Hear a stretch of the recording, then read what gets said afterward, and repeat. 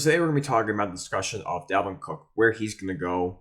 As you see posted on screen right now by NFL Rumors, it says Dalvin Cook would like to play for either the Miami Dolphins or the Buffalo Bills. They also added early in his feed that they expect the Vikings to release Cook in the coming days. So we're just going to solely just focus on just these two teams. I'm sure that no doubt there'll be other options as well, but if this is his only two options that he wants, the Dolphins or the Bills, I want to dive into that. And this is going to be kind of a quick video because it's very lopsided, in my opinion. To really just throw it out there, I do believe Miami is the best option.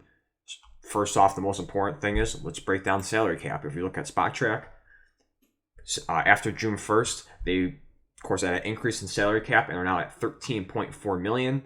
And with the Bills, if you also look at them at Spot Track as well, this changed a little bit after they just signed Ed Oliver to a 4-year deal, $68 million. It drops down to $1.4 million. So, of course, a vastly different type of situation for both teams. And cap-wise, Miami Dolphins certainly have the edge on that. At the end of the day, that's the most important thing. You need the money to sign him, especially for a caliber of Dalvin Cook, who's probably going to be asking around that range, maybe 10, 13 million. Who knows, it could be a little bit less, but certainly Miami has a hell of a lot more room to negotiate as opposed to Buffalo, where they're going to have to really cut players, negotiate, restructure contracts. It's a lot tougher for Buffalo to get in a situation to get Dalvin Cook as opposed to the Miami Dolphins.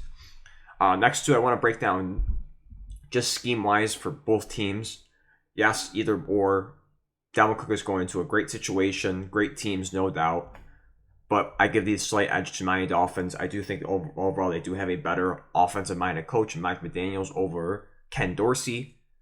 If you look at the Bills stat-wise, I might post it on screen right now if I can find it. It was comparing Brian Daboll in 2021 to Ken Dorsey in 2022, and it showed it was pretty much even. And people were saying, people were overreacting about Ken Dorsey. And if you look at stat-wise, yes, it is pretty close, but there's more to it. It's stuff that doesn't show up on the stat sheet. Is just the play calling, how balanced the offense is, and especially for Dalvin Cook's price, it doesn't fit into Buffalo's favor. Buffalo is just built similar to the Kansas City Chiefs. They're very pass-heavy offense, and for this year, I really hope they kind of switch that and make it a little bit more balanced as opposed to solely relying on Josh Allen for so many things. But there's games where I can point for the first matchup versus the New England Patriots. Great balanced offense, especially a great game from Singletary and Cook. The Chicago game, once again, great game by both of those guys. I think both of them almost went over 100 yards in that one. There was moments like that where they showed they could run the football, but then the next week they would go into the next matchup and completely throw that script away and play a pass-heavy offense, not running the ball a lot. It's very frustrating that we had good caliber running backs, not elite, but definitely good. With James Cook in his rookie year and Singletary, he was a very solid running back as well. And that's just the problem I have with not sort of Dalvin Cook, but the Bills, especially with Dalvin Cook, with the money he's going to be probably wanting, it doesn't fit what the Bills want. Especially if you're going to be paying, if the Bills are serious getting Cook and you have to pay him, let's say $10 million, you're going to use him a lot more. You're going to run the ball a lot more. It's going to be pretty dumb to struggle and try and find a way to get that cap, sign him, and then use him like how you've used the running backs in previous years, where you barely run the football. It's pass-heavy offense. It doesn't make sense for the Buffalo Bills.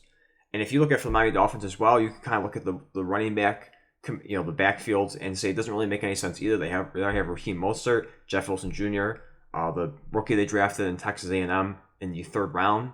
So you kind of look at that and go, is that kind of redundant? They already have very solid running backs who did pretty well last year, especially Raheem Mostert. Certainly, watching him against Buffalo, he did a great job in the 2 matchups that we faced him in. And it seemed like it was similar to a Buffalo situation. The running backs are good enough to get the job done, but no doubt when you're talking about a player like Dalvin Cook's caliber, you want that, and especially with how the Miami Dolphins are built now, where it's a win-now situation. And they have 2 important players coming up for contracts, Jalen Waddle, and more importantly, Tua. We'll see how he does this year for health-wise and so forth.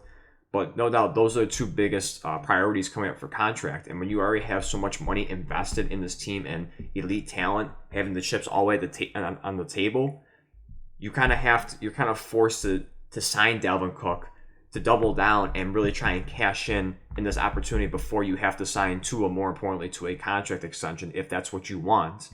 So I think in a way, I think Miami is kind of forced to. At the end of the day, it's not the end of the world if they don't sign him. But I think at this point, with so much money they're invested heavily into the team, specifically the offensive side with Tyreek Hill, Terrence Armstead's another big one. You look at the defense side of the ball with Jalen Ramsey, Nick Chubb. They signed last year as well to an extension. It almost feels like you're kind of forced to get him because you just want to stack the team just to cash in. You want to it's kind of like the mentality of like the Rams. You want to get all the star power you want and hope you can just cash in for one Super Bowl. You're probably going to tear this team down in a few seasons, probably much sooner. But if you can cash in for one, it makes it all worth it. It makes it all worth it for the franchise, for the coach, for everybody.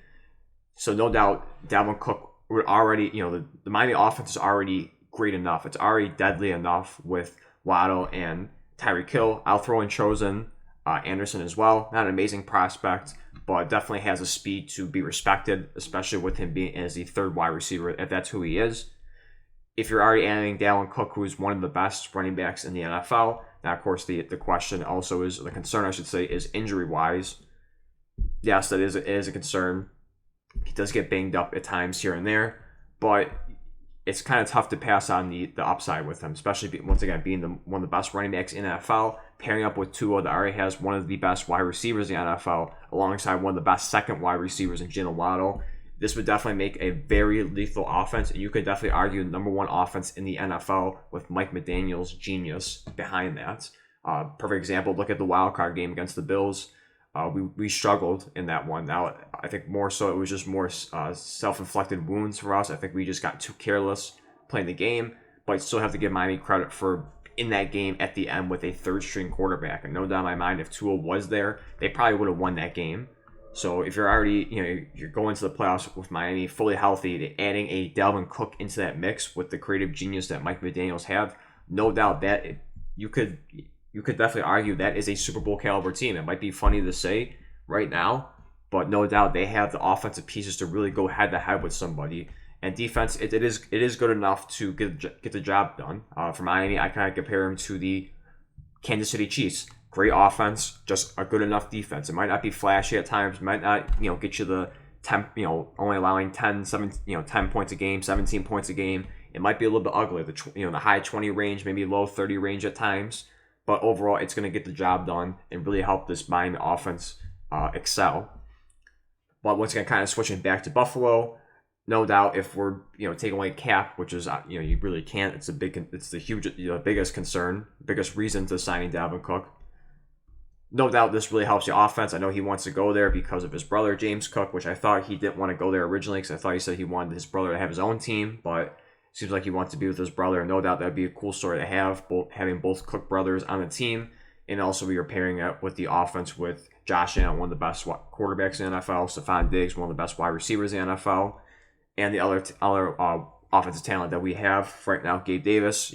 I do expect him to have a bounce back year, but you're not sure. He was very inconsistent last year, and you still are concerned with the second wide receiver position. It looks like D-Hop is not coming to Buffalo once again with the cap reasons, and also just with the signing of Ed Oliver. It kind of to me it seems like it kind of shuts the door on Hopkins to go there.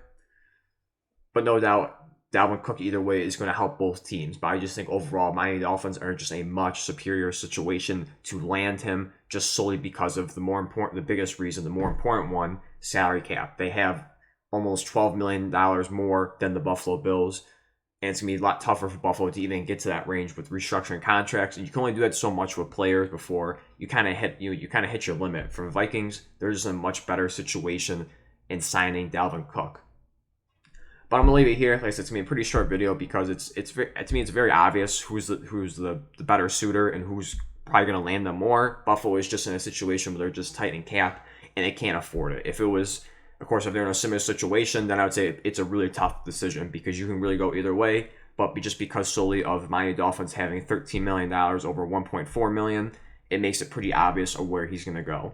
But let me know your thoughts down below on where do you think Dalvin Cook will land. Will it be the Dolphins, Bills, or could it be a third option that we're not talking about? Let me know down below. But with that, thank you for watching, and I'll see you in the next one.